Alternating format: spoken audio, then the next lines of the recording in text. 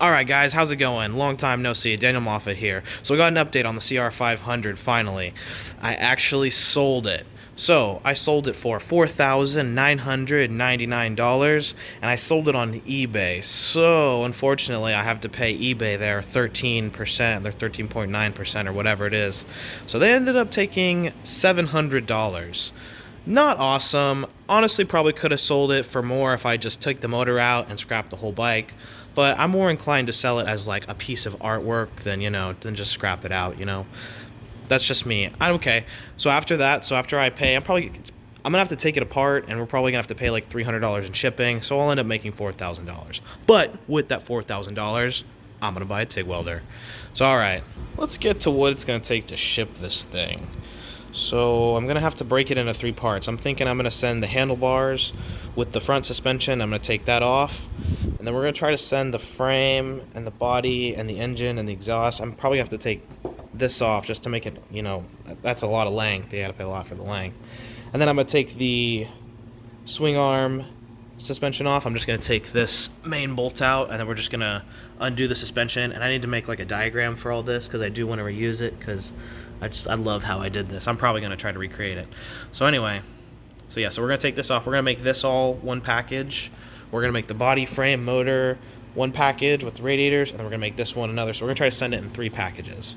So we're gonna try to do that for under $300. So with that, I'm gonna try to make $4,000. So that'll be cool. Seeing as how in parts I only spent between like 2,000 max, doubling my profit, and I honestly spent way less because most of this is parts. So I really made money on a lot of this stuff anyway. So we're gonna make some good profit on this, even if we're selling it at, and someone's gonna really love it, I think. And then we're gonna buy a TIG welder. We're gonna make our KX500. We're gonna start by taking off the handlebars and all the stuff attached to it. All right, now that we got all that kind of ancillary stuff removed, we're gonna go ahead and we're gonna break the handlebars free.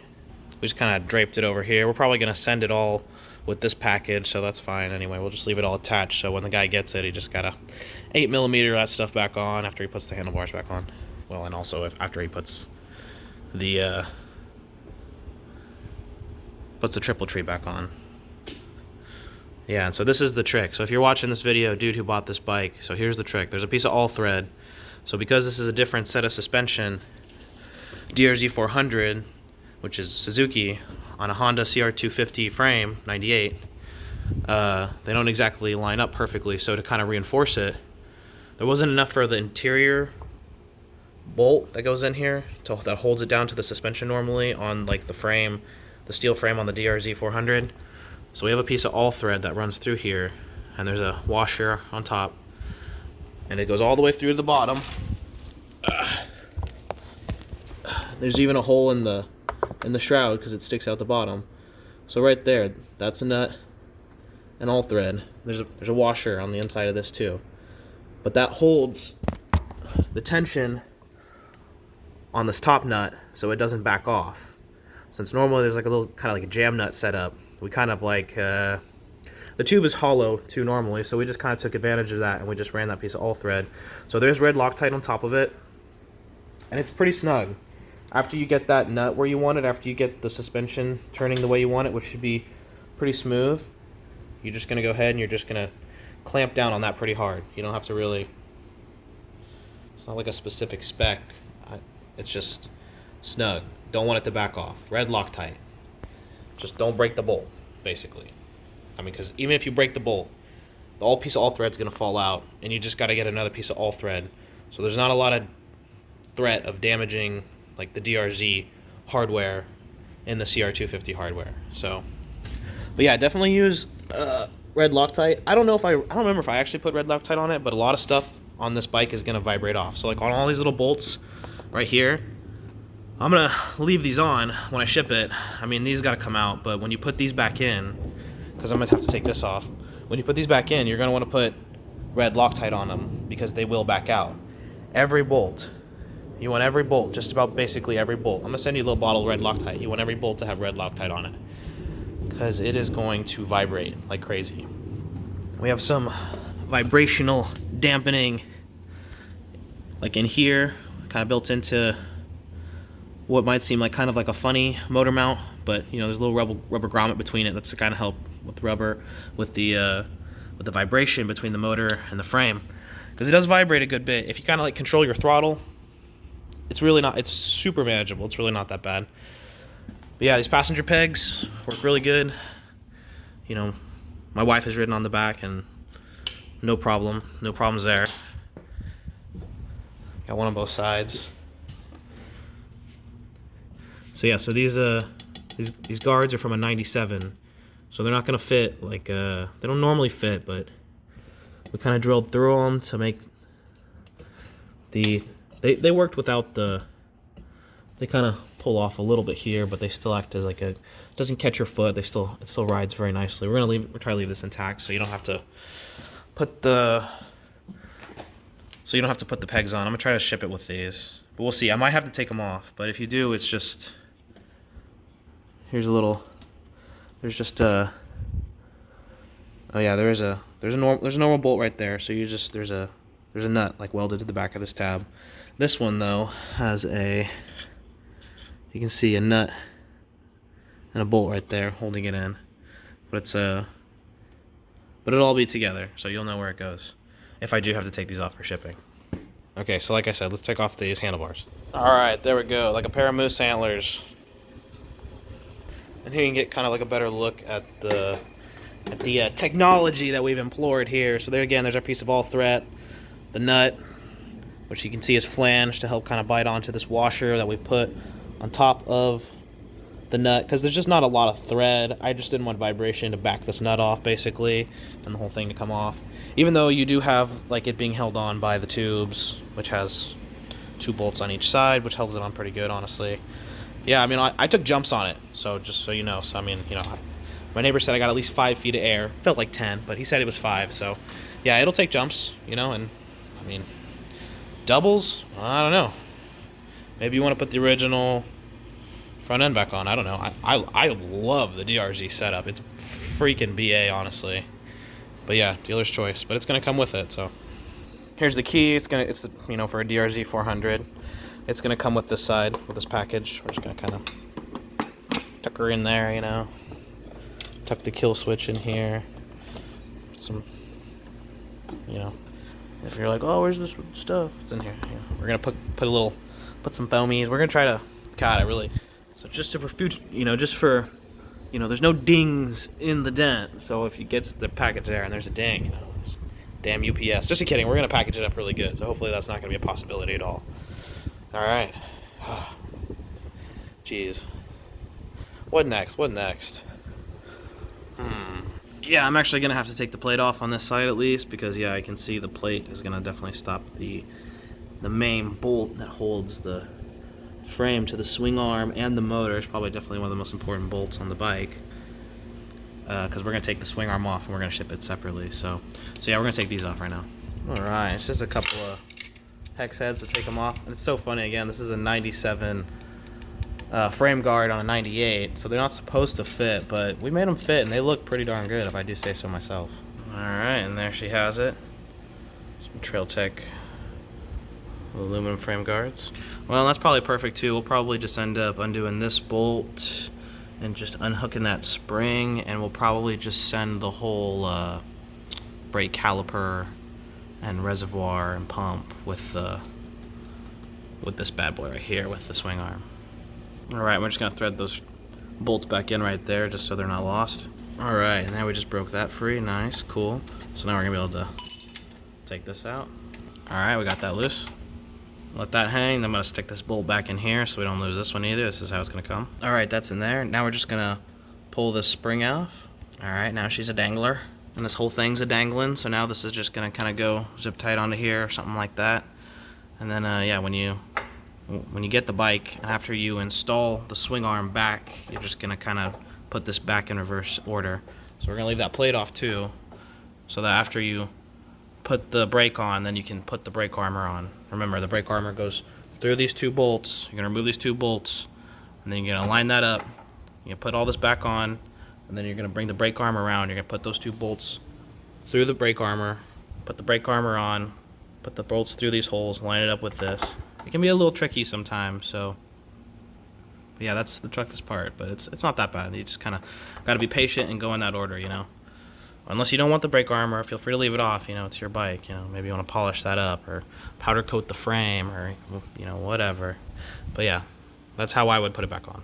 And feel free to, like, you know, when you're putting this stuff back together, you know, to repolish, clean. I'm going to try to grease all this stuff before I ship it, but, you know, if you're going to re-clean it or polish it or whatever, you know, just keep in mind this was an experimental bike that I built, you know, by hand. And I did ride it, so it is tested, and it does hold up pretty well.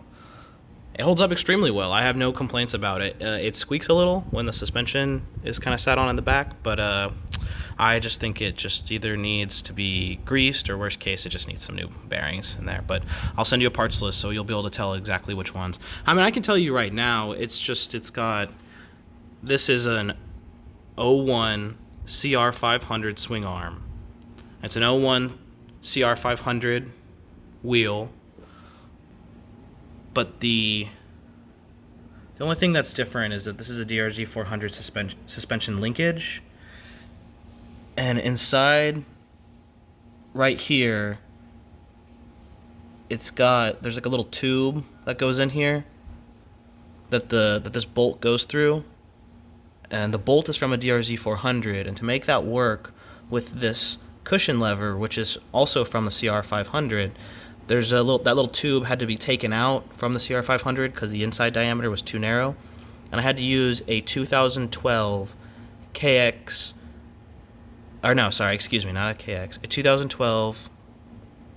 It was a SXF, so it was a KTM. Yeah, a 2012 KTM SXF. Yeah, little slide bearing block. It fit in there perfectly, and it fit the exact same inner diameter that this bolt was that let me use these DRZ 400 suspension linkages. So yeah, and then this is just to keep the linkages from sliding together. So if you want to 3D print something or you got something better, that's just to keep them from over time pushing in and possibly bending if you take a jump too hard or something like that. I don't think they ever would, but that was just a piece of precaution. And then this bolt right here is obviously the stock bolt that goes for a 98 CR250. So yeah, that's the same bolt, but then the suspension linkages are from an 05 DRZ 400. And what's really cool about this, you might think, oh well, that's game. That's not cool. That's you know, that's cheap, whatever. But the DRZ 400 suspension linkages had so many different varieties and lengths and throws and styles. So if you want to change up how the rake on the suspension sits a little bit, you know, you can do so much by buying something that ran for 20 years. You know, the DRZs are what, from like 2000 to like 2018 or something like that, 2017. They're all exactly the same. So that's what this is. This is 2005. So if you want to buy a different suspension linkage, well, now you have a setup for a DRZ 400 suspension linkage, and there's just so many of them. It's so prevalent, and it's really cool, honestly. I'm like, that's why I'm never gonna lose this. Like, if I rebuild, I have another frame like this. If I ever rebuild it, I'm gonna get a CR500 swing arm, and I'm gonna redo it with the DRZ 400 suspension linkages. I think it's cool. You know, haters gonna hate. And then the coil right in there it came with this, so I can only assume it's from a CR500. Also, the coil, but it could be from a different CR. I don't know. It fits perfectly with the linkage from the 01 CR250 cushion lever that came with this. Came with this part right here. Came with the swing arm, as they're called. All right, so now what's next? I'm a full disclosure kind of guy, so that squeaking I was talking about, kind of sit on it, kind of hit it. I think it just needs a little more grease in there. I'm pretty sure that's all it is. I mean, it's like, you know, you're rocking it back and forth, and it's not like the swing arm is like slopping around like it shot a needle out of one of the valves or something, out of one of the bearings or something. So I think it's okay. I just think it needs more grease. I was just putting it together to kind of like prototype it, you know. I wasn't expecting to actually put it together and then run it. So it's a good thing I'm gonna take it apart. So right now, I'm gonna grease it. So it should come with grease, but if you want to go ahead and just put new bearings on it, that's up to you. You know, you're gonna have it apart. You know, if I were you and I was a person watching this video who bought this bike, I would replace the tires, since you're gonna have the swing arm off already, you know, and the chain will be disconnected. So it's gonna be a lot easier for you to put a new tire on right then. So I would do that. I would do the front one also, but just keep in mind, you want an 01 CR500R rear tire, but on the front tire, you want an 05 DRZ 400E tire. So just keep in mind, you know, and these are 05 DRZ 400E shocks on the front, okay? So, you know, just so you know. And the frame, the plastics, the seat, the subframe, it is all to the 98 CR250R also. The only thing that's different, I even think the kick lever is even from a 98 CR250R. So if you want to replace the kick lever, some people are like, oh, that doesn't fit good. I think it fits perfectly. It just touches this water line and kind of stops it from like vibrating. So I don't know, you know, it's pretty flush. It's never bothered me. It kicks really well. It doesn't even hit this if you kind of like angle your foot a little bit. If you don't like that, go ahead, take them off. You know, it's your bike now. But yeah. Yeah, so you got a bash plate on the bottom too. So we're gonna have to drain all the radiator fluid out. So when you get it, check the fluids. You know, it won't have engine oil, so make sure you put new engine oil in it. New crankcase oil goes right here. Tells you how much goes on the side, right there. There's a drain bolt and there's one on the bottom. I'm not sure if the drain hole on the bottom of the bash plate lines up, so you might have to take the bash plate off. But it's just three star keys to take that off. Make sure you use the star keys, not an Allen key. So you might be able to get in there with the, I don't know, I can't see. Can you see the drain plug from the hole? It might not line up. I don't know, because remember, that's a bash plate for a CR250R on the CR250 frame, but it's around a CR500 motor, so the drain bolt might not line up perfectly. But there's a drain bolt down there. It's about a 14 millimeter, I believe. That's how you're gonna drain the oil. I might just send it with the bash plate off, because I might have to drain the oil anyway, unless I just pull it out right there and turn it sideways and dump it all out. We'll see. But anyway, so yeah, so we're gonna drain the water out too. On this side, just so you have no surprises, we have a chain tensioner, okay? So the chain tensioner is going to hold your chain, you know, taut, so it doesn't hit the bottom of the frame right there. You see how it's not marred up at all? It's because it's under the tension of this. Now, this thing is my own design, so it works good. You know, it's got a bar in the front. These are from like pulley pullers. You know, they have like little teeth, like 3 teeth, and then they'll have like little links between them to hold the teeth to like the main body thing, where you like crank it up and it pulls the whatever pulley off. So that's what these are. So they're really tough. So they work really good. And they hold this thing. They're actually under tension from a spring that's right here, so it's holding it up. So the only thing is that the spring that holds these little bars under tension is the same one that holds these bars kind of down in place also. So if you tighten this bolt too much, the chain tensioner may not move, and the chain may sag, and if it does, it'll hit this thing right here, and you'll hear it rattle when you push. Now, if you have this kind of at like the right spot where it's tight enough to let the bar kind of move a little bit, but not so loose that it like kind of rattles out, and it actually doesn't rattle out, surprisingly. I have no red lock. I don't think I have Loctite on this one. If I do, it's not red. Just put blue Loctite if you're gonna put some Loctite on this one. Actually, you know what? It's probably red Loctite in here. Let's be honest. When I pull it out, I'll be able to tell you for sure. But yeah, so on this side, you'll see that we're actually gonna have to take this off, yeah, because this is in the way of the. It doesn't line up exactly perfectly, especially because we're putting tension back here on these. So I guess I am gonna go ahead and just take these off, but I'll just go ahead and twist the hardware onto them and together, so that you can just put it back through. And this one actually bolts. This one goes through the air box, and it bolts into the air box. Actually, there's a nut on the inside of the air box. So when you take this one off, you're gonna have to go ahead and have the seat off, so you can actually stick your hand into the air box. So remember, if you're gonna put these back on and you want the bash plate, or you want the armor on the side, and I recommend it. It works really well. After you put the swing arm on, you're gonna take the seat, make sure the seat's off, and you're gonna put the bolt through the foot lever, and then you're gonna go through the armor, and then you're gonna go through the subframe, and then you're gonna go into the airbox, and you're gonna have to stick your arm inside and hold that bolt with like a nut, or like with like a wrench or some pliers or something, preferably a wrench, the size that fits it, whatever size is in here. I think it's like a 10 or an 8, but we'll see exactly for sure. And then yeah, you want to take a socket and just tighten it right here. There you go. Yeah, sorry. one of these bolts. Yeah, this one right here. Yeah, that one. Alright, so we're going to go ahead and we're going to take this off right now. So I guess before we do that, we're going to go ahead and we're going to take the seat off right now, because you know what, I'm thinking about it. I'm going to have to undo the bolt that holds the... Yeah, I'm going to have to undo the bolt that holds the thing right here, the coil, so I can pull it out. And I'm not sure if I'm going to ship it with the bike or with the... well, actually... Yeah, I'm going to take the seat off for now anyway. I think I'm going to have to take it off to take this off anyway. These are definitely red Loctited in. Just a little. I mean, you don't need to go crazy. You just need enough that vibration's not going to rock them out. Alright, we got those nuts out. Bolts. Excuse me, we got those bolts out. Some good old hex heads. You just need to keep a good set of hex heads. The Allen keys, you know, take this out.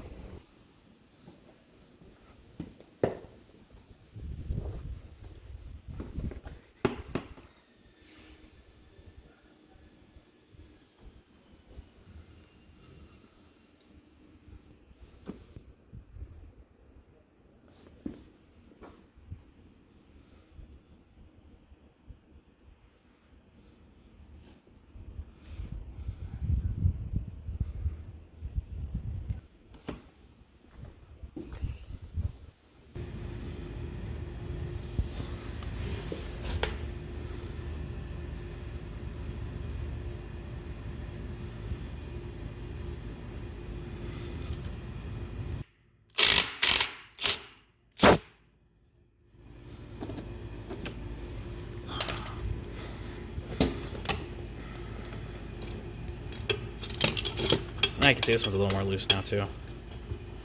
Okay, now that we have this off, you can see exactly how it's on. So to keep that's how you install it. So remember, you're just gonna take this. You're gonna take this. I'm gonna twist this on just so it doesn't get lost and this stuff doesn't fall off. I'm gonna put a zip tie on this one, but this is, you know, this one bolts in, you know, right there, and that goes into the subframe, right? There's a bolt built into the subframe right there. You see it sticking out? That little nipple thingy right there. So that's what this threads into. So then this guy, remember, here's the nut. Remember, this is the nut that goes in here. This is gonna go on here, but after you have to take it off. You know, line this up. Then you're gonna have to stick it through there with this little spacer, you know, on here still. And then you're gonna have to stick your arm in there and hold it while you twist on that to get it to line up.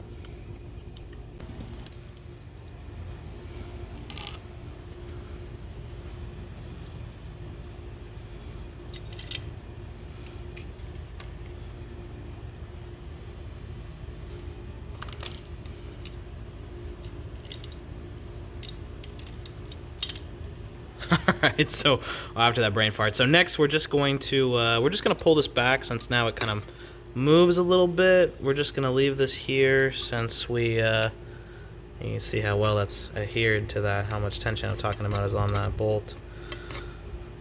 Kind of release the spring tension on the tensioner with it, which is kind of interesting. Well, that makes sense since the spring pivots off this thing. The spring tension kind of goes with it.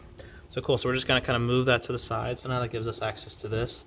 So way to take this off. So, you know, we're gonna make it a smaller package so we don't have to pay as much, because one of the things you pay for on a package is dimensions. So, you know, if you can kind of shrink those dimensions down a little bit, you can kind of get away paying a little bit less, or a lot less in most cases, actually.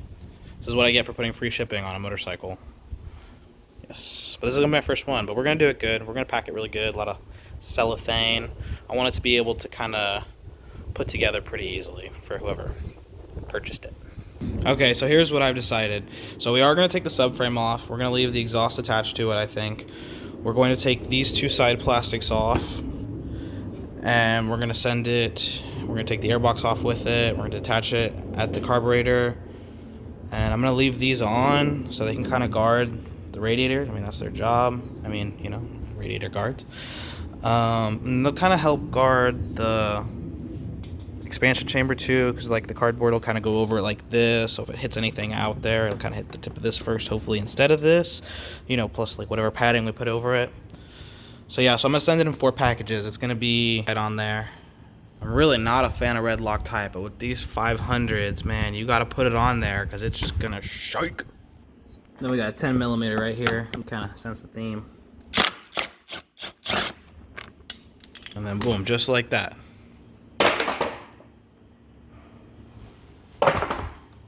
Yeah, I'm not a fan of the red Loctite, but you know, it gets the job done. It's good to kind of clean off the old stuff whenever you can. Now the other side.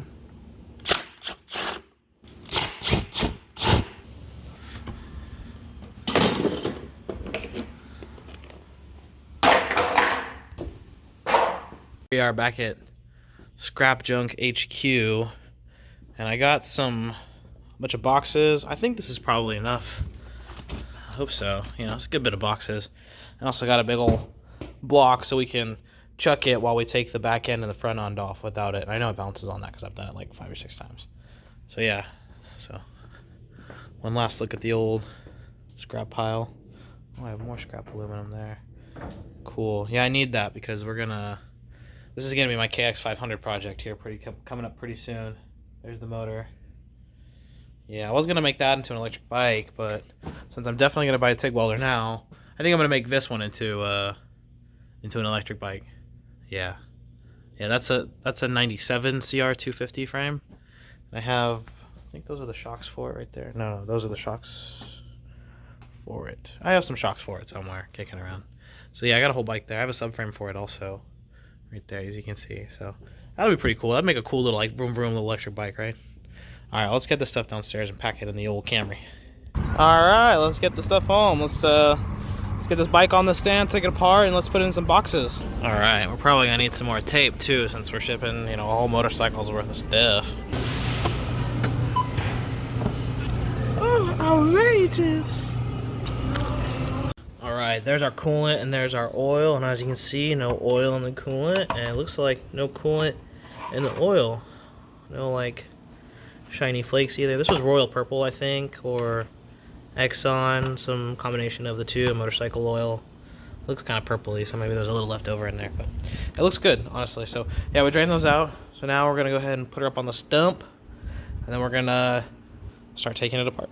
Okay, we freed her from her bonds of tyranny. Now I got the block in line. I just kind of gotta lift her up. The whole bike weighs like just a little over 200 pounds, so all the stuff's stripped off. Hopefully we're somewhere under that, but I just gotta lift it up and kind of set her on the block. Okay, a little bit of brute strength, balance, and good luck. Oh yeah, oh nice. We're just barely sitting on the edge. That's beautiful. Pinnacle of safety.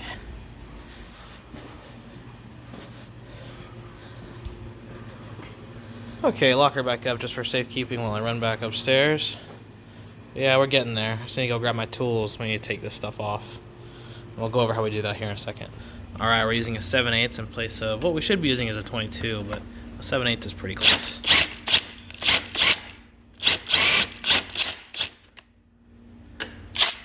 It's twisting off, right?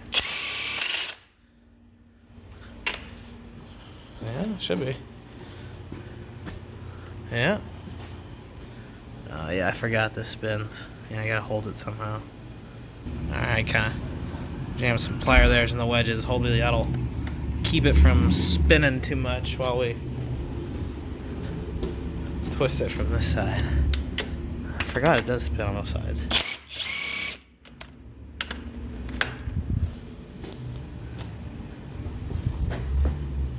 Let's see. Is it spinning? Oh yeah. It's definitely spinning it. There we go. I got it. I just gotta. I'll just kind of hold the flat side. See, it's got two flat sides on it. Just kind of keep that thing from spinning.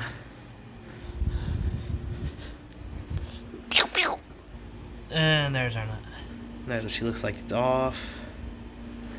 So real quick, did a couple things.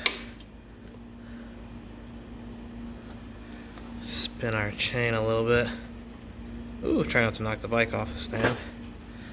There's our master link. We're gonna go ahead and pull that. You can see I kind of knocked it off most of the way. We're just gonna pull that out and take this chain off. All right, we're gonna break this free with a 27. All right, got that off. Got the chain tensioner on this side pulled all the way back. It was a little tight on this side. While we let the tension off of it, now we're gonna see if we can take it off a little easier. Alright, now that we got our motorcycle all BDSM'd up over here, we got it all put together, got it all zip tied together, and 3 neat little parcels.